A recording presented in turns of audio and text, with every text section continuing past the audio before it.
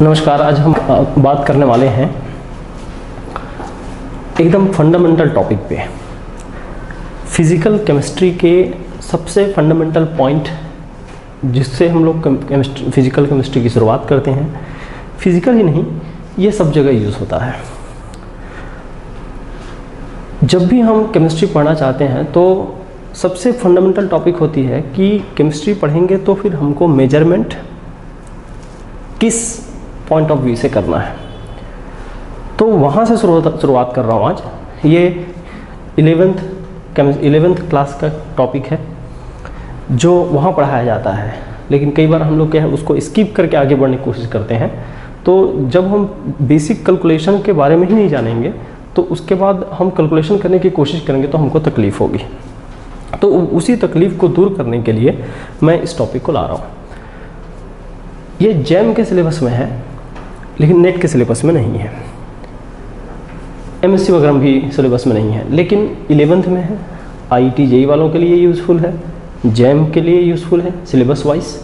Net में कुछ point इसके सिलेबस में हैं, जैसे केमिकल इक्विलिब्रियम सिलेबस में है, मोल स्टोइकोमेट्रिक बेस्ड कैलकुलेशन सिलेबस में है। तो कुछ पॉइंट सिलेबस में है, एकदम से नील नहीं जाएगा। अब ज़रा देखिए, मैं शुरुआत करता हूँ। मैं इस टॉपिक को नाम दे रहा हूँ general physical chemistry. General physical chemistry. अब इस जनरल फिजिकल केमिस्ट्री में मैंने 3 टॉपिक को इंक्लूड कर रखा है। पहला पार्ट मोल कॉन्सेप्ट, दूसरा पार्ट केमिकल इक्विलिब्रियम,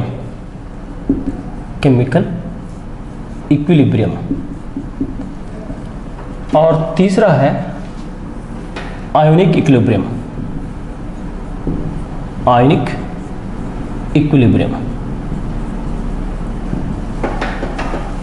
ये सबसे पहले देखिए, ये 11th वालों तक के लिए यूज़ हो सकता है। हम सबसे पहले शुरू करने वाले हैं मोल कॉन्सेप्ट को। तो ये पहला चैप्टर चलेगा जनरल फिजिकल के अंदर में, मोल कॉन्सेप्ट। हम सबसे पहले मोल कॉन्सेप्ट को लेके चलेंगे, ठीक है। और मोल कॉन्सेप्ट अपने आप में एक बड़ा टॉपिक है, इसमें कि इसके अंदर में भी बहुत सारे टॉपिक्स हैं। सबसे पहले मैं हेडिंग लेता हूँ इतने के बाद। सबसे फर्स्ट हेडिंग मोल्स को मैं सिंपली नंबर बोलता हूँ। नंबर का मतलब क्या? Collection of particles. For example, जैसे हमको क्या करना पड़ता है जब हम लोग किसी चीज़ को कैलकुलेट करने की कोशिश करते हैं, किसी चीज़ को सोचते हैं लाइफ में। तो जैसे आप समझिए कुछ चीज़ खरीदने गए, आपने सपोज अंगूर खरीदने गया, तो अंगूर को हम लोग क्या करते हैं, ऐसे गिनती में नहीं लेते, है ना, उसको किलो में लेते हैं, क्योंकि वो इजी है, गिनना मुश्किल काम है, किलो में तौल देना आसान है। जब हम लोग केला खरीदने जाते हैं तो केले को उनका साइज लगभग सेम होता है, लगभग आसपास सेम होता है, लगभग सेम, तो हम उसको गिनती में खरीद लेते हैं, दर्जन में खरीदते हैं, उसको तौलने की ज़रूरत नहीं पड़ती। मैं आम खरीदने जाते हैं तो उनका साइज़ डिफरेंस होता है, कोई छोटा कोई बड़ा, तो हम उसको क्या करते हैं, किलो हिसाब में खरीदते हैं। गिन उसको भी सकते हैं लेकिन उनका साइज़ सिमिलर नहीं है, इसलिए उसको किलो हिसाब में खरीदते हैं। लिक्विड चीज़ खरीदते हैं तो लीटर में या किलो में, जैसा भी। तो ये जो हम लोग यूनिट बनाते हैं वो यूनिट हमको ईजीनेस प्रोवाइड करता है क्वांटिटेटिव मेजरमेंट के लिए, कि कोई चीज़ को हम लोग किस यूनिट में नापे, जिससे हमको आसानी हो बोलने में, मात्रा को पहचानने में, अमाउंट को पहचानने में। बिल्कुल वैसे ही अब नंबर के लिए बात करूं, नंबर का यूनिट कौन कौन सा है? दर्जन, है ना, जोड़ी, पेयर, डोजन, है ना, 20 को कोरीज बोलते हैं, हंड्रेड्स, ऐसे। तो मैं ज़रा सोचिए, उसी सेंस में बात कर रहा हूँ। अगर कोई भी चीज़ अगर 2 होता है, कहीं पर संख्या अगर 2 है, तो 2 को हम लोग क्या बोलते हैं? अब पेयर बोलते हैं। 2 को हम लोग एक पेयर बोलते हैं, सही है। अगर 12 हो जाते हैं तो 12 को हम लोग क्या बोलते हैं? 12 को हम लोग बोलते हैं डोजन, दर्जन, हिंदी में दर्जन, डोजन बोलते हैं। अब ये समझिए कि मान लो चलो ऐसा करते करते एक और संख्या होता है, एक और टर्मिनोलॉजी आ जाता है 144, 12 इंटू 12। तो 144 को हम लोग ग्रॉस बोलते हैं ऐसे। लेकिन किसी ने बोला कि हाँ भाई चलो इतना बढ़ाते बढ़ाते बढ़ाते बढ़ाते अपन पहुंच गए बहुत ज़्यादा नंबर में, 6.023 इंटू 10 का पावर 23। अब इसको एक मोल बोलते हैं। समझिए, mole is nothing, mole is just collection of numbers. Mole एक नंबर का झुंड है जिसको हम लोग ऐसा इतना वैल्यू से दिखा सकते हैं। एक मोल में इतना संख्या होता है। अब बात आती है कि ठीक है, ये मोल का मतलब समझ में आ गया। Mole is number, number collection of number. बहुत सारे संख्या को एक साथ मोल बोलते हैं। कितने संख्या को? इतने संख्या को। ठीक, इस संख्या को हम लोग कई बार n a से और कई बार n नॉट से भी रिप्रेजेंट करते हैं। ये क्या है? ये नंबर है इसके बराबर। इसको हम लोग शब्दों में बोलते हैं अवोगैड्रो नंबर, जिन्होंने अज्यूम किया इसको अवोगैड्रोस नंबर। हालांकि इस नंबर के कैलकुलेशन का भी हिस्ट्री है अपने आप में बहुत लंबा चौड़ा, उसको भी कोशिश कैसे किया गया। लेकिन देखिए, ये एक मोल का संख्या का मतलब है। तो आपको क्लियर हो गया होगा, एक मोल मतलब कोई किलोग्राम ग्राम इससे मतलब नहीं। एक मोल मतलब है नंबर, सीधा सीधा नंबर, और ये इतना नंबर। ठीक है। अब दूसरी बात यह है कि जैसे आप दर्जन की बात करते हैं, तो दर्जन की बात करते हैं मतलब 12, ये 12 तो उस 12 को आप चाहो तो केले के लिए लगा लो, चाहो तो अंगूर के लिए भी लगा लो। भले अंगूर को हम लोग बेचते नहीं, लेकिन गिन के दर्जन तो बता ही सकते हो। कहने का मतलब ये है कि एक यूनिट को, एक चीज़ को एक से ज़्यादा तरीके से रिप्रेजेंट किया जा सकता है। बिल्कुल वैसे ये बोल रहा हूँ कि अगर दर्जन में मैं केले भी गिन सकता हूँ, अंगूर को भी गिन सकता हूँ, संतरे भी गिन सकता हूँ, ऑरेंज भी, मैंगो भी गिन सकता हूँ। इसका मतलब ये है कि ये किसी एक सब पदार्थ से अटैच नहीं है, ये किसी भी चीज़ के लिए यूज हो सकता है। बिल्कुल सिमिलरली मोल भी किसी भी चीज़ के लिए यूज हो सकता है। क्या मतलब हुआ? हम मोल्स को ion, atom, molecule, electron, proton, neutron किसी के लिए भी लगा सकते हैं। Ion, atom, molecule, electron, proton, neutron किसी के लिए भी लगा सकते हैं। किसको? मोल्स को। ये बात हुई। चलो ठीक है। अब उसके बाद एक चीज और मैं क्लियर कर, इसका मीनिंग क्या हुआ उसको दिखाता हूं। इसका मीनिंग ये हुआ कि अगर कोई बोलता है 1 मोल एटम, तो मैं बोलूंगा 1 मोल एटम का मतलब 6.023 इंटू 10 का पावर 23 एटम। ठीक है। फिर कोई बोलता है नहीं भाई 1 मोल एटम नहीं, 1 मोल मॉलिक्यूल, तो मैं क्या बोलूंगा भाई? सेम नंबर और यहां पर मॉलिक्यूल। कोई बोलता है कि नहीं भाई मैं आयन की बात कर रहा हूं, तो मैं बोलूंगा उतना ही आयन, यहां पर आयन। कोई बोलता है इलेक्ट्रॉन, तो इतना इलेक्ट्रॉन। कोई बोलता है प्रोटॉन, तो इतना प्रोटॉन। ये एक मोल शब्द का मतलब है। कभी भी मोल शब्द को ये सिर्फ एटम के लिए होगा, मॉलिक्यूल के लिए होगा, ऐसा नहीं समझना है। ये किसी के लिए भी हो सकता है। ठीक है। तो अब मैं ये सब बाकी जो मैं समझाने के लिए लिखा हूँ, उन समझाने के लिए लिखा हूँ उसको मिटा के एक बार रिवाइज कर देता हूँ। इन सब का अब हमारा इस चैप्टर में मतलब नहीं है। हाँ, ये देखिए, ये है एक छोटा सा, मैं सिंपल बोल देता हूँ। एक मोल मतलब 6.023 टू 10 का power 23 particle, 23 species. The species में be atom, ion, molecule, electron, proton, neutron, any of the particle. अब उसके बाद देखिए, ये मतलब मैं समझा दिया है। अब मैं एक बात और करता हूँ कि मोल्स ने हमको इजीनेस कैसे प्रोवाइड किया। जितना भी यूनिट सिलेक्शन होता है सारा यूनिट हमको इजीनेस प्रोवाइड करने के लिए होता है। हम अपनी स्टडी को इजी बनाने के लिए यूनिट डिफरेंट यूज़ करते हैं।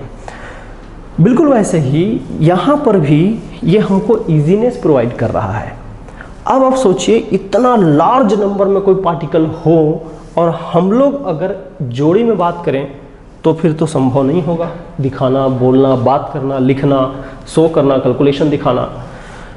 तो फिर ऐसे यूनिट की जरूरत पड़ी कि हम लोग दर्जन तक नहीं दिखा सकते, डोजन यूज नहीं कर सकते, क्योंकि इतना बड़ा पार्टिकल करोड़ों की संख्या 10 का पावर 24, 23 ऐसा कुछ है। तो फिर हम लोग वहाँ पर मोल शब्द को प्रीफर करते हैं।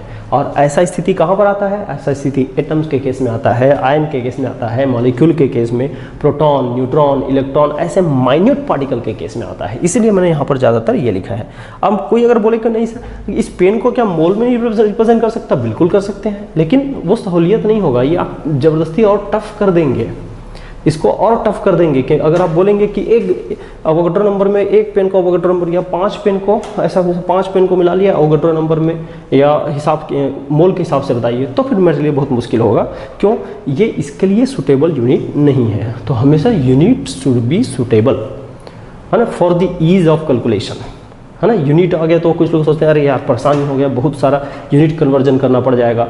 वो कन्वर्जन आपके सहूलियत के लिए है ना। कॉपी में करते हुए भले टफ लगेगा एक यूनिट से दूसरे यूनिट में बदलना, लेकिन जब प्रैक्टिकली आप लाइफ में आएंगे तो फिर कैलकुलेशन के लिए आपको वही यूनिट चुनना पड़ेगा जिस यूनिट में आप सुटेबली कैलकुलेट कर सकें। आप कभी भी दूध लेने जाएंगे तो दूध को आप दर्जन में नहीं गिन सकते। वहाँ पर हमको क्या चाहिए? वहाँ पर हमको लीटर में चाहिए, है ना, लीटर में चाहिए। ज़्यादा से ज़्यादा किलो में कर सकते हो नाप तौल का, लेकिन उससे ज़्यादा नहीं कर सकते। तो वो इजीनेस उसके लिए वही यूनिट है, वही इजी यूनिट है। तो ये यूनिट का खेल हमेशा इजीनेस के हिसाब से होता है। तो मेरे ख्याल से मोल का डिस्कशन लंबा हो गया। मोल मतलब समझ गए होंगे, ये एक लाइन का डेफिनेशन है। मोल मतलब मैंने मतलब तो समझा दिया।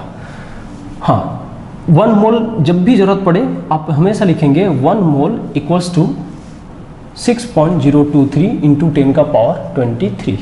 ठीक है, ये स्पीसीज है, बस इतना याद रखें। स्पीसीज कोई भी हो सकता है। जब सबसे पहले हम लोग बेसिकली मोल्स पढ़ते हैं तो आज 9th में भी आजकल समझाया जाता है, लेकिन 11th क्लास में हम लोग फिजिक्स में, मैं फिजिक्स में पहली बार इसको इंट्रोड्यूस हुआ कि 1 मोल मीन्स अमाउंट ऑफ मैटर या अमाउंट ऑफ सब्सटेंस का एसआई यूनिट करके पढ़ते थे। हमको एसआई यूनिट माना गया मोल को, तो हम लोग इसको क्या लिख सकते हैं? It is the SI unit of amount of substance, ठीक है ये। और 1 मोल का मतलब ये, और इसी को संख्या को हम लोग क्या रिप्रेजेंट करते हैं? अवोगाड्रो नंबर और n नॉट, दोनों में से कोई एक। अब चलिए ठीक है, मोल भी समझ में आ गया, लेकिन अब मोल की कैलकुलेशन की बात करते हैं। कैसे कैलकुलेट किया जाता होगा मोल्स के टर्मिनोलॉजी को, उनकी हम बात यहाँ पर करें। जरा समझिए, मोल्स को कैलकुलेट करने के 3 तरीके हैं। मोल्स को कैलकुलेट करने के यहाँ पर मैं 3 तरीके दे रहा हूँ, है ना। और भी हो सकते हैं तरीके, लेकिन मैं 3 मुख्य रूप से। अच्छा, मैं मोल के लिए एक ना नोटेशन क्लियर ले लेता हूँ ताकि इजी हो। n से, स्मॉल n से रिप्रेजेंट करूँगा मोल को। तो moles can be calculated into 3 ways. First one is in terms of mass या weight. In terms of mass or weight. अब दूसरा है in terms of volume. In terms of volume. तीसरा है in terms of number. In terms of number, ये 3 category में calculation संभव है। अब जरा देखिए, मैं इन 3 कैटेगरी में दिखाता हूं आपको कैलकुलेट करके फॉर्मूला के साथ। अगर यहां पर कैलकुलेट आपको मोल करना है तो मोल्स के लिए आप क्या करिए, गिवन वेट इन ग्राम, कुछ तो देगा सब्सटेंस का वेट, डिवाइडेड बाय उसका एटॉमिक वेट बोलो, अगर एटम है तो एटॉमिक वेट, मॉलिक्यूल है तो मॉलिक्यूलर वेट, आयन है तो आयनिक वेट, जो भी है उसका ग्राम पर मोल में, ग्राम पर मोल यूनिट में यहाँ पर पीरियोडिक टेबल वाला मास चाहिए, है ना। अब ये ऑब्वियस है कि अगर एटम होगा तो एटॉमिक मास लूँगा, मॉलिक्यूल होगा तो मॉलिक्यूलर मास लूँगा। अब इनको मेरे ख्याल से समझते होंगे, पीरियोडिक टेबल का मास से ही कैलकुलेट करना है। अब देखिए यहाँ से ग्राम ग्राम कैलकुलेट होगा, ये इन्वर्स ऊपर जाके मोल बचेगा, कहने का मतलब मोल का यूनिट तैयार है। दूसरा जो कंडीशन है, उस कंडीशन को देखिए, यहाँ पर अगर मैं बात करूँ इन टर्म्स ऑफ वॉल्यूम, तो देखिए मोल का मतलब होता है वॉल्यूम इन लीटर। सपोज आप ml में लेंगे तो नीचे भी ml करेंगे, volume in litre divided by 22.4 litre. ये देखिए लीटर पर मोल बोलते हैं इसको, लीटर पर मोल, आखिर से लीटर लीटर कैंसिल, मोल ऊपर जाके फुल डिजिट बना लेगा। अब देखिए क्या ये, लेकिन लिमिटेशन के साथ ये फॉर्मूला यूज करने की बात होती है। कैसे लिमिटेशन के साथ भाई, जरा देखिए, इसको तभी यूज करेंगे जब सिस्टम गैसियस हो या गैस के लिए यूज करें। और गैस के लिए कब, एक कंडीशन है, एक लिखते हैं शॉर्ट में STP और या फिर NTP, ठीक है, STP NTP। STP का मतलब होता है स्टैंडर्ड टेम्परेचर प्रेशर, NTP का मतलब होता है नॉर्मल टेम्परेचर प्रेशर। दोनों एक फिक्स टेम्परेचर फिक्स प्रेशर की बात करता है। ये यहाँ पर प्रेशर हो जाता है 1 atm, टेम्परेचर हो जाता है 0 डिग्री सेल्सियस, यहाँ पर प्रेशर हो जाता है 1 atm और टेम्परेचर कभी कभी 20 कभी कभी 25, दोनों में वेरिएशन रहता है। तो ये चीज़ को याद रखना है ना। कभी कभी 20 भी लेते हैं बीच में और 25 भी लेते हैं, ये ऑप्शन में है, ये बदलता भी है। तो इस कंडीशन पर यह फॉर्मूला फिट बैठता है। अब चलिए ये आगे बढ़ाता हूँ, इसको मैं यहाँ पर इतने के लिए छोड़ देता हूँ इसको। हाँ, इधर आते हैं। जब हम मोल्स की बात करें नंबर के टर्म में, तो क्या होता है, एक होता है गिवन नंबर, ठीक है, गिवन नंबर, और दूसरा होता है अवोगैड्रो नंबर, जिसको हम लोग ऐसे दिखाते थे, अवोगैड्रो नंबर। अवोगैड्रो नंबर का मतलब समझ गए होंगे आप, संख्या 6.023 इंटू 10 का पावर 23। तो इससे भी हम लोग नंबर के सेंस में मोल निकाल सकते हैं, और ये नंबर 1 मोल का नंबर है। अब बारी आती है, इसका कोई यूनिट नहीं है, इसका भी कोई यूनिट नहीं है, यहाँ पर मोल है, नंबर पर मोल, तो पर मोल ऊपर आके मोल बना लेगा। अब देखिए तीनों फॉर्मूला तैयार है ना। इसमें लिमिटेशन है, गैस के लिए यूज़ करेंगे, STP NTP पर यूज़ करेंगे, बाकी इन दोनों जगह कोई लिमिटेशन नहीं है, कहीं भी यूज़ कर सकते हैं। एक आध सिंपल एग्जाम्पल लगा के मैं आपको दिखाता हूँ। मैं ऊपर लगाता हूँ ताकि क्लियर दिखे, यहाँ से ले लेना। हाँ, तीनों सेगमेंट को अलग अलग कर दिया हूँ। इस सेगमेंट में इधर इसके लिए चलूँगा, इधर इसके लिए और इधर इसके लिए। अब देखिए एग्जाम्पल लगाता हूँ। सपोज करिए एकदम छोटा छोटा एग्जाम्पल, एकदम फंडामेंटल, मुझे आपको केवल समझाना है ना। इस टॉपिक से को पहले गेन करना है, उसके बाद क्वेश्चन की बात करना है। तो जरा देखिए, सपोज करिए मेरे पास आया सैंपल 23 ग्राम सोडियम। मैं जानबूझ के इजी डाटा लिया हूँ। बताइए कितना मोल, इसमें आया मोल बताइए, 23 ग्राम सोडियम, मोल कितना। तो मैं क्या करूँगा, सोडियम का पहले तो फॉर्मूला यूज़ करूँगा, ग्राम दिया है तो ग्राम के लिए ग्राम वाला फॉर्मूला, तो N इक्वल टू, यहाँ से देखिए वेट अपॉन मॉलिक्यूलर मास। अब मेरे ख्याल से ये एटम है तो एटॉमिक मास। तो देखिए 23 ये गिवन मास है ग्राम में, divided by atomic mass, periodic table में है। पीरियोडिक टेबल में आप देखेंगे तो ऑब्जर्व करेंगे 23 ही होता है, ये लीजिए 23 ही होता है, ठीक है। मास लेंगे, मास नंबर नहीं लेंगे, नंबर फिक्स। देखो नंबर और मास में थोड़ा सा डिफरेंस होता है। कोई बोलता है मास नंबर, तो मास नंबर कभी भी फ्रैक्शनल नहीं होता, है ना। मास बोले तो मास में भी फ्रैक्शनल, मास नंबर सिर्फ प्रोटॉन न्यूट्रॉन का सम होता है। तो मैं यहाँ पर मास बोल रहा हूँ, मास नंबर भी नहीं बोल रहा हूँ, एकदम एग्जैक्टली क्लियर चलूँ तो ये पॉइंट में हो सकता है, जितना भी 23 पॉइंट समथिंग लिख सकता हूँ मैं, है ना। तो वो आपके ऊपर है, राउंड अप में लिखें जैसा भी लिखें। ये देखिए अब इससे कितना आया, मेरे का आंसर आ गया 1। तो 1 क्या है, यही मोल है सिंपल वे में, ठीक है। अगर थोड़ा सा एग्जांपल में बदलूं, कोई बोलता है नहीं भाई ये तो सिंपल बता दिए, थोड़ा सा टफ बताओ, तो टफ के लिए मैं बता देता हूँ। कोई बोलता है 6 ग्राम यूरिया, यूरिया का फॉर्मूला याद हो NH2 C double bond O NH2, ऐसे इनमें कितना मोल पूछा, तो मैं क्या करूँगा भाई कि 6 को यहाँ रख दूंगा, गिवन मोल है ग्राम में। अच्छा, इसका एटॉमिक मास निकालना पड़ेगा सबका। तो देखो नाइट्रोजन का 14, हाइड्रोजन का 1 का 1 होता है, कार्बन का 12, ऑक्सीजन का 16। जब हम सबको जोड़ देंगे संख्या के हिसाब से तो टोटल आ जाता है 60। इसको आप खुद जोड़ लेंगे ना कि 12 + 16 और यहाँ से क्या 14 और 2 16, यहाँ पर 14 और 2 16, तो टोटल ये 60 आता है ना। ये पीरियोडिक में फिक्स है। तो देखिए क्या हुआ, कट के 1/10 और क्या हुआ 0.1 मोल, ऐसे।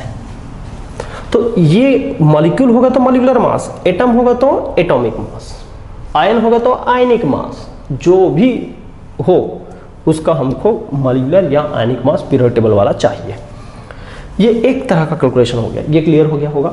थोड़ा चलिए उधर चलते हैं, ये सिर्फ गैस के लिए यूज होगा, ठीक है। मान लो ये तो वेट है, तो वेट लिक्विड के लिए क्या करें, लिक्विड भी इसी में आएगा, इसी में वेट तो हो सकता है ना उसका, लेकिन ये सिर्फ गैस के लिए।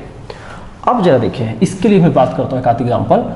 सपोज करो किसी ने बोला 11.2 लीटर CO2 एट STP, है ना, ऐसा कुछ कंडीशन दे दिया। तो 11.2 लीटर CO2 एट STP बोले तो फॉर्मूला में चले आएंगे अपन। फॉर्मूला क्या बोलेगा N, और यहाँ पर वॉल्यूम ऑफ ये गिवन वॉल्यूम है तो ये हो गया 11.2 और नीचे 22.4, तो 22.4 ये रिजिड रहेगा। अगर ये लीटर है तो ये भी लीटर में रखना पड़ेगा, ठीक है। अब ये यहाँ से देखिए कट के कितना हो जाएगा 1/2। मैं भी डाटा बहुत ईजी ले रहा हूँ ताकि आपको लॉजिक समझ में आए, न्यूमेरिकल में उलझे ना। तो ये हो जाएगा 0.5 मोल या आधा मोल, हाफ मोल, ठीक। तो ये एक टाइप का एग्जांपल हो गया। इसमें आप कोई सिंपल मोनोटॉमिक गैस भी ले सकते हैं, कोई जरूरी नहीं है मॉलिक्यूलर ही गैस हो। जैसे मैं बोल दूं, कोई बोलता है 11.2 लीटर हीलियम गैस, तो भी कोई दिक्कत नहीं है। N = 11.2 डिवाइडेड बाय यहाँ पर 22.4, अगेन 0.5 मोल ऑफ हीलियम, ये मोल ऑफ CO2 है। सिंपल हुआ ये दोनों कैलकुलेशन। चलिए थर्ड सेगमेंट में चलता हूँ। थर्ड सेगमेंट में कैलकुलेशन को देखें। थर्ड सेगमेंट में क्या कि इसको थोड़ा सा इसके हिसाब से इजीनेस के साथ डाटा दे रहा हूँ। जरा देखिए, सपोज करिए मेरे पास क्वेश्चन दिया 6.023 × 10⁻22 मॉलिक्यूल, ठीक है, ऑफ नाइट्रोजन इक्वल्स टू कितना मोल, ये निकालना है। तो इस सिचुएशन के लिए मैं क्या बोलूँगा कि इसके लिए मैं सिंपल यूज़ करूँगा कि मोल, ये लीजिए मोल इक्वल्स टू, यहाँ से ये गिवन है, ये मॉलिक्यूल के ये नंबर है, तो गिवन नंबर को 6.023 × 10⁻22, और हमको जो नीचे फॉर्मूला रखना है N0 वोगाड्रो नंबर, तो वोगाड्रो नंबर का वैल्यू आपको पता है, तो मैं लिख देता हूँ 6.023 × 10⁻23। इसको सॉल्व कर लेंगे, पावर यहाँ से पूरा कैंसिल हो जाएगा और यहाँ से 1 बचेगा, तो ये देखो कितना बच गया 1/10 और ओवरऑल 0.1 मोल, ऐसे। तो मेरे ख्याल से मोल का कैलकुलेशन आपको समझ में आ गया होगा अच्छे से। तो मोल को अब हम लोग यहाँ पे और आगे बढ़ाएंगे क्वेश्चन के लिए। अभी मैं एकदम सिंपल क्वेश्चन दिया हूँ, सिर्फ समझाया हूँ, क्वेश्चन अभी पूरा नहीं हुआ है, ओनली समझाया हूँ। एक बार पूरा पिक्चर एक साथ दिखा देना। मोल को समझने के बाद अब थोड़ा सा लैंग्वेज में एक दो क्वेश्चन करते हैं, है ना। मोल के कितने वैरायटी के क्वेश्चन होते हैं वो सब मैं दिखाना चाह रहा हूँ यहाँ पे, कि मोल को बारीकी से समझाना चाह रहा हूँ। तो जरा देखिए, पहले मैं सिंपल क्वेश्चन से शुरुआत करूँगा, क्वेश्चन करेंगे तभी समझेंगे। 3.42 ग्राम ऑफ सुक्रोज, है ना, ऐसा इक्वल्स टू कितना मोल, ऐसा सवाल पूछा गया। तो अब इसमें देखना, इस केस में मैं कैसे बताऊं कि इतना कितना मोल होगा। तो मुझे पहले सुक्रोज का फॉर्मूला या कम से कम मॉलिक्यूलर मास तो चाहिए। तो कुछ दिया नहीं है तो इसका इंफॉर्मेशन होना जरूरी है ना, नहीं दिया तो याद होना चाहिए, और दिया है तो कम से कम पीरियोडिक टेबल का एक एटम का मास पता हो। और इसका फॉर्मूला होता है एक्चुअल में C12H22O11, सिंपल चीनी, शुगर। अब यहाँ देखिए, ये फॉर्मूला जब सबका मास जोड़ोगे ना, 12 × 12 प्लस 22 × 1 प्लस 11 × 16 सब जोड़ेंगे तो ये आंसर आता है 342। अब 342 इसका मॉलिक्यूलर मास हो गया, ये मॉलिक्यूल है भाई, ध्यान रखें। तो मॉलिक्यूल का जो मॉलिक्यूल से निकालेंगे तो मॉलिक्यूल का ही मोल आएगा।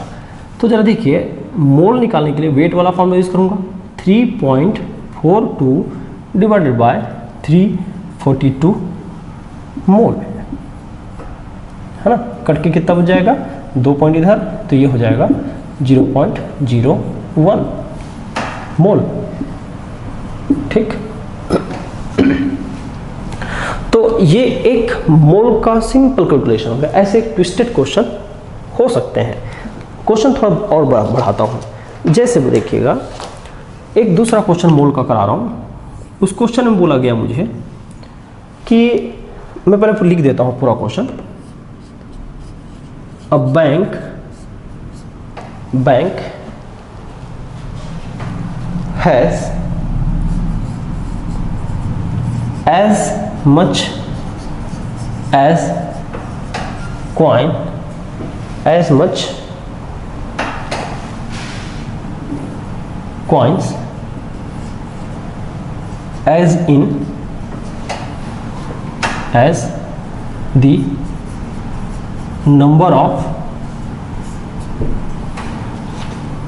molecule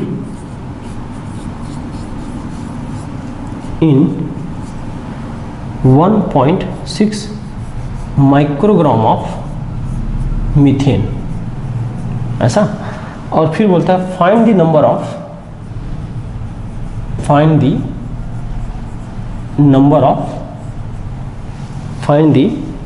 of coins in bank. ये लीजिए, ये ऐसा कुछ क्वेश्चन बना दिया। अब क्वेश्चन थोड़ा ट्विस्ट करने की कोशिश हुई, है ना। क्वेश्चन को कैसे घुमाया गया उसको देखिए। अब इस टाइप के क्वेश्चन को करने के लिए पहले तो सिंपल कैलकुलेशन आप समझ गए हैं। सिंपल कैलकुलेशन बाद मैंने ट्विस्ट किया थोड़ा सा। चलिए, इसको करने से पहले मैं यहाँ पर एक हिंट देता हूँ, उस हिंट को पहले समझिए। हिंट ये है कि जब भी हमको क्वेश्चन बढ़ा के दिया जाए, जैसे इस क्वेश्चन में थोड़ा सा ट्विस्ट है ना। हम लोगों ने एक पढ़ा है वेट से मोल निकालना, एक पढ़ा है नंबर से मोल निकालना, एक पढ़ा है वॉल्यूम से मोल निकालना। अब जरा समझिए, वेट, नंबर, वॉल्यूम, ये दूसरा सेगमेंट का क्वेश्चन स्टार्ट हो गया है। यहाँ तक पहला सेगमेंट डायरेक्ट कैलकुलेशन, और यहाँ पर दूसरा सेगमेंट, दूसरा में इंटर कन्वर्जन, ठीक है। तो जब भी हमको वेट, नंबर, वॉल्यूम, इन तीनों को आपस में रिलेट करने की क्वेश्चन किया दिया जाए तो हमेशा याद रखिएगा कि कभी भी वेट से डायरेक्ट नंबर या वेट से वॉल्यूम, वॉल्यूम से नंबर, वॉल्यूम से वेट डायरेक्ट नहीं निकलता। ऐसा क्वेश्चन कभी भी दे, वेट को वॉल्यूम में बदलने वाला, नंबर को वॉल्यूम में बदलने वाला, तो सीधा बिना कुछ सोचे समझे आप पहले ना मोल में चला जाया करें। अब मोल से जिसमें चाहे उसमें इधर उधर चल सकते हैं। ये की पॉइंट है, ये जो मैंने दिया वो समझिए एक की पॉइंट की तरह है ना। इस की पॉइंट को यूज करके आप कोई भी कैलकुलेशन कर सकते हैं। ये एक ट्रिकी वे हुआ इस क्वेश्चन के लिए। अब जरा देखिए, उसी पॉइंट ऑफ व्यू से मैं क्वेश्चन को समझने की कोशिश करूंगा, है ना। कैसे देखिए, in a bank has as much coin as the number of molecule in 1.6 gram microgram of the methane. कहने का मतलब हमको इसका ही मॉलिक्यूल निकालना है, वही कॉइन की संख्या है। तो देखिए वेट दिया है कितना 1.6 और माइक्रो का मतलब होता है 10 का पावर -6 ग्राम। ठीक है, ये तो कल क्लियर हो गया। और मॉलिक्यूलर मास हम निकाल सकते हैं, क्यों, मीथेन दिया है तो मीथेन का 12 4 16 16 ग्राम इसका मॉलिक्यूलर मास होगा। अब पीरियोडिक टेबल के मास को जोड़ के सीधा मास निकालिए। अब देखिए कि ये 16 ग्राम है, ये 1.6 × 10 का पावर -6 ग्राम है। मोल निकालना है पहले हम नंबर नहीं निकाल सकते, पहले हम क्या निकालेंगे, मोल। तो देखिए पहला स्टेप मोल निकालेंगे। मोल कैसे निकलता है भाई, मोल सिंपल गुणा, हम इसके फॉर्मूला लगाइए। फॉर्मूला क्या है भाई, weight divided by molecular weight. तो वेट कितना है, ये 1.6 × 10 का पावर -6 ग्राम और डिवाइडेड बाय यहाँ है 16 ग्राम। ये देखिए ग्राम से ग्राम कटा, 16 ग्राम पर मोल होता है, तो पर मोल ऊपर जाके मोल बना देगा। अब देखिए ये डिजिट को भी मैं काटूंगा तो कितना हो जाएगा भी जरा देखिए, कैलकुलेशन के बाद मैं यहाँ लिख देता हूँ, ये लीजिए, ये चलो यहाँ लिख देता हूँ। ये कट के यहाँ से ये कटेगा तो यहाँ पर 0.1 बचेगा। अब 0.1 को इसके पावर में मिला दूँ तो ये हो जाएगा 10 का पावर -7 मोल। एकदम सिंपल। लेकिन हमारा आंसर नहीं आया है, अभी हमको मोल नहीं पूछा है, हमको पूछा है क्या इसमें मॉलिक्यूल। तो मोल को मॉलिक्यूल में बदलना आसान है, कैसे, जरा देखिए। एक सेगमेंट हुआ, अब मैं दूसरा सेगमेंट की बात करता हूँ। दूसरा सेगमेंट में नंबर में बदलना है तो नंबर वाला फॉर्मूला यूज कर रहा हूँ। अगेन मोल इक्वल्स टू, चलिए यहाँ से करता हूँ, मोल इक्वल्स टू एक होता है n अपॉन अवोगाड्रो नंबर। ये लीजिए हमको चाहिए ये, तो हम क्या करेंगे भाई, n इक्वल्स टू इन दोनों को multiply, mole into Avogadro number. तो ये देखिए मोल 10 का पावर -7 और अवोगाड्रो नंबर भी 6.023 × 10 का पावर 23 गुणा कर देंगे। तो यहाँ से देखो 6.023 × 10 का पावर यहाँ से कुछ कैंसिल करना पड़ेगा, तो ये 3 यहाँ से और 4 और कम होगा तो 16। ये लीजिए, इतना नंबर में वहाँ पर सिक्के कॉइन्स हैं, जितना नंबर में मॉलिक्यूल ऑफ मीथेन है। हो गया काम, 10 का पावर 16 आएगा, 6.023 आएगा। तो इस तरह से इंटर रिलेशन वाले क्वेश्चन के लिए हमको एक से दूसरे में जाना है। एक क्वेश्चन हुआ, ये अच्छा क्वेश्चन है, जिससे हमको कन्वर्जन, इंटर कन्वर्जन समझ में आया, लेवल बढ़ा थोड़ा सा। चलिए और बढ़ाते हैं एक आध दो क्वेश्चन। क्वेश्चन ये दिया गया, पीछे का ही क्वेश्चन उठा रहा हूँ, सिंपल क्वेश्चन, कि हम लोगों ने बोला 6.023 × 10 का पावर 22, ठीक है, 10 का power 22 molecule of N2 equals to कितना litre, how many litre volume at STP। ये क्वेश्चन है, एकदम सिंपल सवाल। तो हमको फिर से कोई काम करना पड़ेगा, यहाँ दो चीज को रिलेट करना है। क्या क्या, एक तरफ नंबर है ना, नंबर को, और दूसरी तरफ वॉल्यूम को।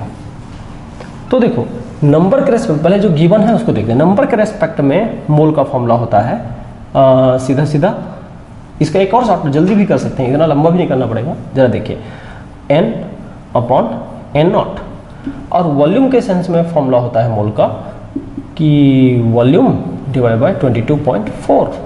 ये देखिए आप इसके जगह लिख सकते हो 6.023 × 10 का पावर 23, और दोनों मोल ही है, इसका मतलब दोनों बराबर है। अब आप वैल्यू रख के सीधा कैलकुलेट करिए, आंसर आपके सामने है। कैसे, जरा देखिए, बहुत ईजी। देखिए हमको दिया है नंबर 6.023 इंटू 10 का पावर 23 डिवाइडेड बाय 6.023 इंटू 10 का 22 है, यहाँ 22 और यहाँ 23 इक्वल्स टू v निकालना है और 22.4 दिया पता है हमको। अब देखिए यहाँ से ये कटा ये कटा ये कटा और यहाँ पर एक बचा।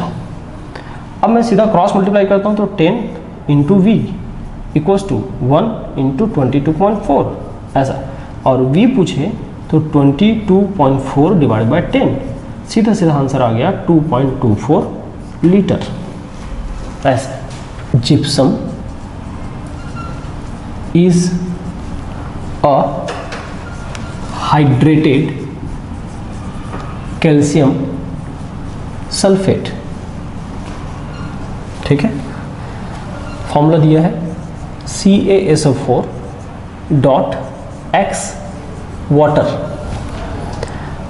फिर बोलता है 1 gram of sample contain 1 gram of sample contain 0.791 gram calcium sulphate. what is the value of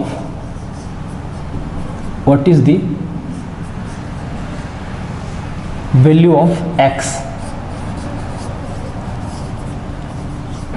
ये क्वेश्चन है, आप एक बार देख लीजिए क्वेश्चन को बहुत अच्छे से। अब इसे तीसरा वैरायटी का क्वेश्चन चल रहा है, जरा समझिए। जिप्सम का फॉर्मूला दिया, ठीक है, जो जिप्सम का फॉर्मूला जानते हैं, डायरेक्ट जानते हैं तो सर यहाँ तो ये आएगा ऐसा बोल सकते हो आप, लेकिन मेरा क्वेश्चन देने का टारगेट वो नहीं था कि आप याद करके बोलो। मेरा क्वेश्चन देने का टारगेट ये था कि हम लोग इस x को बाई कैलकुलेशन निकालें, मोल कॉन्सेप्ट से निकालें।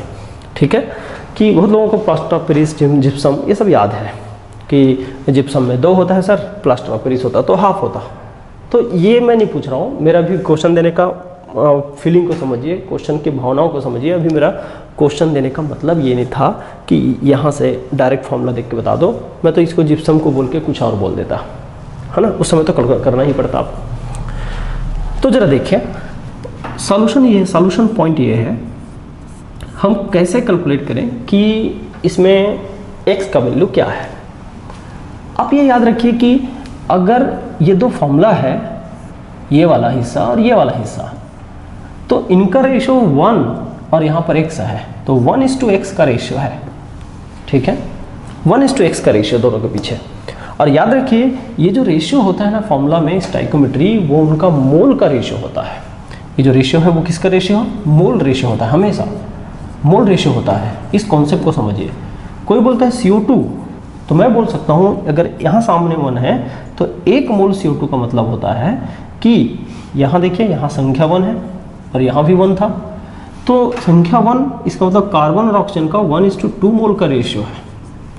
कार्बन और ऑक्सीजन में 1:2 का मोल का रेशियो है, इसको याद रखिएगा। 1 मोल के पीछे 2 मोल ऑक्सीजन है। तो ये एक जनरल कॉन्सेप्ट है। अब इस कॉन्सेप्ट के जरिए ही मेरा क्वेश्चन सॉल्व होगा। कैसे सॉल्व होगा भाई? मैं इस पार्ट का अलग से मोल निकालूंगा, इस पार्ट का अलग से मोल निकालूंगा, दोनों के मोल का रेशियो कर देंगे। तो रेशियो में जितना कटना है कटेगा, जो रेशियो बच जाएगी इसके रेस्पेक्ट में इसको हमेशा और रखूंगा और यहाँ पर क्या निकलेगा उसको जज कर लूँगा। कैसे देखिए, चलिए ये लिखा है कैल्शियम सल्फेट का वेट। अब मैं कैल्शियम सल्फेट के बारे में बात करूँ भाई, है ना, समझिएगा। कैल्शियम सल्फेट का वेट कितना? 0.791 डिवाइडेड बाय मॉलिक्यूलर मास, थोड़ा सा बड़ा है, करना तो पड़ेगा। तो कैल्शियम सल्फेट का आप लोगों का काम रहेगा कैलकुलेट करना। कैल्शियम का होता है 40, सल्फर का 32, ऑक्सीजन का 16, सबको जोड़ने के बाद का मैं बता देता हूँ 138 आता है। मेरे पास कैलकुलेटेड है, आप लोग इसको कर लेना खुद से, ठीक है। कैल्शियम का मॉलिक्यूलर एटॉमिक मास 40, 32 और ऑक्सीजन 1 का 16, तो 4 का 64, 64। तो इन सबको एक साथ जोड़ लेना। हाँ, इसका जो वैल्यू है ये भी आप कैलकुलेट करोगे कैलकुलेटर की मदद से। मैं वैल्यू बता देता हूँ। वैल्यू है मेरे पास 0.00573, 0.00573 ये इसका वैल्यू है, ठीक है। ये मेरे पास कैलकुलेटेड है इसलिए बता रहा हूँ। अब वाटर का कैसे करें, वाटर के बारे में कुछ दिया नहीं, तो भाई इसने बोला ना 1 ग्राम में इतना, तो बाकी क्या है, बाकी तो वाटर है। तो वाटर का मास पता है आपको, एक का मॉलिक्यूलर मास होता है 18 तो अब देखो 1 में इतना घटा दो, है ना, तो 1 माइनस 0.791 ये होगा वाटर का मास। तो इसको हम लोग यूज़ करेंगे और यहाँ कितना हो जाएगा भाई 209। अब इसका भी कैलकुलेशन आप लोग करेंगे, मैं वैल्यू बताते जाता हूँ इसमें 0.0116 ये लीजिए, दोनों का मोल आ गया। अब मुझे फॉर्मूला में फिट बैठाना है, तो मुझे क्या चाहिए, मैं चाहूँ तो दोनों का रेशियो कर लो, आपकी मर्जी है ना, ये रेशियो है इसमें फिट कर लो। तो यहाँ देखिए x/1 इक्वल टू जाएगा 0.0116 अपॉन 0.00573। अभी आप सॉल्व करना कैलकुलेटर की मदद से या ऐसी ओरली, और ये एग्जैक्टली आता है लगभग 2, थोड़ा बहुत पॉइंट में चलेगा। अब इससे पता चल गया कि ये जिप्सम के फॉर्मूला एक्चुअली कैसे होना चाहिए, कैल्शियम सल्फेट और डॉट ऑफ ट्वाइस H2O होना चाहिए। ये जिप्सम का फॉर्मूला हो कन्फर्म हो गया। ऐसे क्वेश्चन का एक और वैरायटी हो सकता है, कैसे जरा समझिए, मैं क्वेश्चन ही लिखता हूँ, क्वेश्चन में ही समझाऊंगा। 4 वैरायटी के क्वेश्चन मुझे मोल कॉन्सेप्ट में दिखाई देते हैं, तो उन्हीं 4 वैरायटी पर चल रहा हूँ। तो 3 वैरायटी मैंने कर दिया, एक चौथा देखिए। क्वेश्चन नंबर फर्स्ट मैं लिखा, बहुत सिंपल लिख रहा हूँ, 11.2 लीटर CO2, ठीक है, इसमें 11.2 लीटर CO2 इसमें मुझे पूछा गया number of carbon question mark, number of oxygen question mark. केवल कार्बन और ऑक्सीजन अलग अलग पूछा है ना, थोड़ा ध्यान रखेंगे। अब इस क्वेश्चन को कैसे सॉल्व करूं, चलिए इसको पहले सॉल्व कर लेते हैं, फिर एक और क्वेश्चन देखेंगे। क्वेश्चन हो गया थोड़ा सा टफ, कैसे करें। सबसे पहला काम, आप जब भी सॉल्यूशन में जाएंगे तो याद रखिए सबसे पहला काम है मोल निकालना। बिना मोल निकाले आगे नहीं बढ़ना है। कैसे भी दे रहे देखें, 11.2 लीटर, अच्छा मैं STP लिखना भूल गया, मैं लिख देता हूँ क्लियर रहे, एट STP पर बात हो रही है। 11.2 लीटर CO2 है। अगर मैं इसका मोल निकालना चाहता हूँ तो मुझे क्या करना पड़ेगा, 11.2 लीटर डिवाइडेड बाय 22.4 लीटर, ये ना, और ये इतना हो जाएगा क्या, कट के 1/2 या 0.5 मोल। ओके, ये मोल हो गया। अब इतना मोल के बाद क्या करूँ, कैसे पता चलेगा कि कार्बन कितना, ऑक्सीजन कितना, तो थोड़ा हिसाब किताब करते हैं। हमारे पास देखिए फॉर्मूला को गौर से देखिए, फॉर्मूला CO2 है, यहाँ संख्या कुछ नहीं मतलब 1 लगा सकता हूँ। एक मॉलिक्यूल CO2 में एक मॉलिक्यूल कार्बन है, अभी थोड़ी देर पहले बात किया था। ये सब जो होता है वो मोल रेशियो होता है ना। तो अगर मैं इसको 1 मोल मानूंगा तो 1 मोल होगा और ये 2 मोल होगा, ठीक है। एक मॉलिक्यूल मानूंगा जो एक्चुअल में है, एक्चुअल में एक मॉलिक्यूल है, तो एक मॉलिक्यूल में इतने, यहाँ पर समझिए ऑक्सीजन का रेशियो। अच्छा एक काम और करता हूँ, अब ये मोल हुआ है, मोल से आपने पहले मॉलिक्यूल में जाओ, क्योंकि मोल बड़ा यूनिट है। मोल से मॉलिक्यूल, मॉलिक्यूल से एटम में जाएंगे, क्योंकि हमको एटम पूछा है। नंबर ऑफ कार्बन एटम है ना यहाँ पर क्लियर क्वेश्चन में, नंबर ऑफ कार्बन एटम। तो इस 0.5 को पहले मैं बदल देता हूँ, अवोगाड्रो नंबर से गुणा करूँगा, है ना, और ये किस में बदल जाएगा, मॉलिक्यूल में।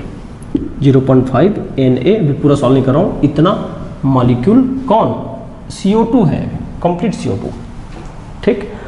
अब मेरा सवाल में आता हूँ, एक CO2 में देखिए 1 CO2 मॉलिक्यूल, इसमें देखिए कितना, एक CO2 मॉलिक्यूल में कितना कार्बन है, कंटेन 1 कार्बन एटम। देखिए क्या लिखा, 1 CO2 molecule contain 1 carbon atom. तो मैं आगे क्या लिखूंगा, एक CO2 मॉलिक्यूल एक कार्बन एटम कंटेन करता है तो इतना 0.5 Na मॉलिक्यूल। तो क्या करेंगे 0.5 Na, अगर पूरा सॉल्व करना चाहते हैं तो अवोगाड्रो नंबर लगा देना, इतना कार्बन एटम। एक आंसर हो गया, पहला आंसर। अब कोई बोलता है नहीं दूसरा आंसर बताओ, ऑप्शन कार्बन तो बड़ा सिंपल हो गया। तो मैं बोलता हूँ 1 मॉलिक्यूल CO2 या 1 CO2 मॉलिक्यूल कंटेन क्या 2 ऑक्सीजन एटम। फॉर्मूला बोल रहा है, फॉर्मूला मैं नहीं बोल रहा हूँ, फॉर्मूला बोल रहा है। फिर यहाँ तो 0.5 Na मॉलिक्यूल, तो 2 इंटू 0.5 और Na, तो ये दोनों गुना हो गया, कितना हो जाएगा 1 Na के बराबर ऑक्सीजन एटम। ये लीजिए, ऐसे कैलकुलेशन हो गया। एक लास्ट कैलकुलेशन और दिखाता हूं मैं आपको। सपोज करिए 2.3 ठीक है ग्राम सोडियम आयन लिया, मैं स्पेशली आयन लिया, जानबूझ के लिया हूं। अब इसमें पूछ रहा है नंबर ऑफ सोडियम आयन, एक क्वेश्चन ठीक है। नंबर ऑफ इलेक्ट्रॉन इनटू इसमें total, number of proton, number of neutron. अब देखिए इतना सारा 4 क्वेश्चन हमको पूछ दिया, उसी पैटर्न का क्वेश्चन है, लेकिन क्वेश्चन पूछने का तरीका थोड़ा अलग है। जरा सोचते हैं क्या है ये तरीका। क्वेश्चन वही रहेगा, वेट वाला है। तो मैं सॉल्यूशन में बढ़ने से पहले सोच रहा हूँ कि वेट है तो फॉर्मूला कौन सा यूज़ करूँ। तो अब जानते हैं वेट के लिए मोल का फॉर्मूला है 2.3 डिवाइडेड बाय इसका एटॉमिक, इसमें पीरियोडिक टेबल वाला मास, प्लस आने से मास में कोई अंतर नहीं आता, तो अभी भी 23 रहेगा 23, और दोनों कट के कितना हो गया 0.1 मोल। चलिए मोल निकला। मोल के जस्ट बाद इस मोल को नंबर में बदलिए, है ना, नंबर। तो नंबर के में बदलने के लिए क्या करूँगा भाई, अवोगाड्रो नंबर इंटू 0.1 मोल। तो ये देखिए 0.1 अवोगाड्रो नंबर के बराबर ये आयन हो जाएगा। एक आंसर हो गया। कौन सा क्वेश्चन भाई, फर्स्ट वाला क्वेश्चन यहाँ से क्लियर। फिर अब दूसरे में चलते हैं। दूसरे में जाने से पहले थोड़ा बेस तैयार करते हैं। बेस ये है, दूसरे क्वेश्चन में जाने से पहले आप सोडियम जब लिखते हैं तो यहाँ 11 लिखते हैं, यहाँ 23 लिखते हैं और यहाँ प्लस लिखे हैं।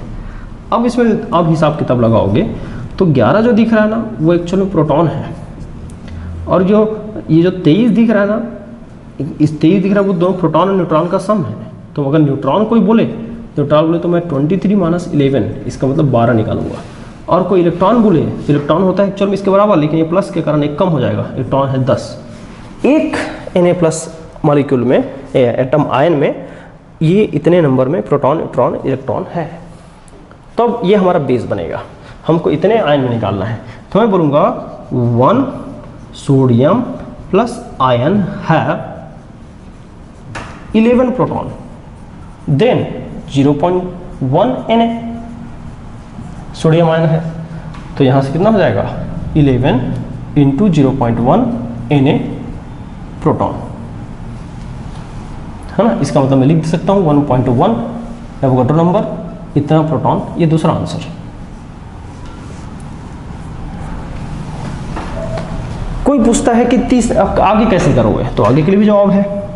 मैं बोलता हूँ 1 सोडियम आयन हैव क्या, जरा देखिए 11 की जगह मैं क्या करूँगा भाई, मान लो चलो न्यूट्रॉन निकालते हैं, 12 न्यूट्रॉन, देन अगेन से 0.1 Na के इक्वल सोडियम में क्या होगा, तो हम लोग क्या करेंगे 12 इंटू 0.1 Na, और ये हो जाएगा 1.2 Na। ये हो गया तीसरा सवाल का जवाब। कौन सा? ये वाला, ये वाला। ठीक, अब एक लास्ट, कौन सा बच गया भाई? सॉरी, ये प्रोटॉन हुआ है, अभी इलेक्ट्रॉन बचा है। तो इलेक्ट्रॉन का क्या करूंगा? 1 सोडियम आयन हैव कितना इलेक्ट्रॉन? 10 इलेक्ट्रॉन, ये लिखा है। Then 0.1 sodium ion has 0.1 Na, तो ये कितना हो जाएगा? 10 गुणा 0.1 Na, इतना इलेक्ट्रॉन। आप इसको 1 कर सकते हैं, Na इलेक्ट्रॉन। अब Na की जगह में ऑफ वैल्यू रख देना, काम खत्म हो